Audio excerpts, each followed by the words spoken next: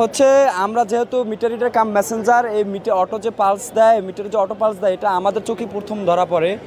যেমন ধরেন আমরা যখন সাইডে যাই গমন করি গ্রাহকের বাসায় যাই মিটার যখন দেখি তখন দেখা গেছে আমি যে মিটারটা প্রতি মাসেই দেখি যে গ্রাহকের ব্যবহার 30 ইউনিট, আমি পরের মাসে হঠাৎ করে যাই দেখি যে এই মিটারের ব্যবহার আছে 300 ইউনিট। তখন আমরা অবাক হয়ে যাই, তখন গ্রাহকের কাছে জিজ্ঞেস করি এবং বলি যে মিটার কবে দিছে। মিটার বলে যে 2 মাস আগে আমি চেঞ্জ করে আনছি, আগে বিদ্যুৎ বিল বেশি আসতো 2 মাস আগে লাগাইছি। আমি বলছি 2 মাস আগে লাগাইছেন, আপনার ব্যবহার 30 ইউনিট প্রতি মাসে, এই মাসে 300 ইউনিট কেন? উনি আপনি কি কোনো কিছু ব্যবহার করছেন? ওনার ভাষা হচ্ছে যে না আমি তো বাসায় ব্যবহার করি না, আমি আগেও যা ব্যবহার করতাম এখনও তাই ব্যবহার করি।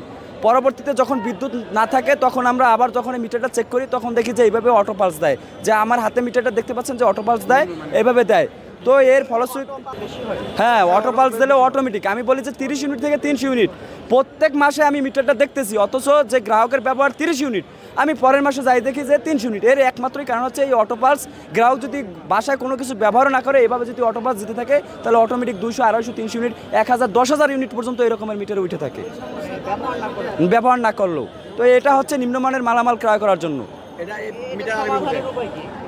এটা থেকে বাঁচার উপায় হচ্ছে আমরা আমাদের যে বিদ্যুৎ উন্নয়ন বোর্ড আছে তারা যে দুর্নীতি করে অল্প টাকায় মিটার কিনে আমাদের কাছে বেশি টাকায় বিক্রি করে, এর চেয়েও ভালো মানের মিটার এই বাংলাদেশের বিভিন্ন মার্কেটে পাওয়া যায়, কিন্তু তারা সেটা ক্রয় না করে নিম্নমানের মালামাল কিনে ব্যবসা করছে।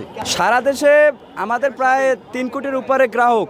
এরকমের দেখা যায় যে এক একটা সমিতিতে 80-90 লাখ গ্রাহকের মধ্যে মাসে আপনার 5 থেকে 10,000 মিটার এভাবে শুধু অটো পালসেরই পাওয়া যায়। হ্যাঁ, গ্রাহকের টাকা দিতে হয় এবং এই বিদ্যুৎ বিল যখন এই অটো পালসের কারণে বেড়ে যায় তখন গ্রাহকের ভোগান্তি হয়, তাদের বিদ্যুৎ বিল ওই 300 ইউনিট হইলেও দেওয়া লাগে।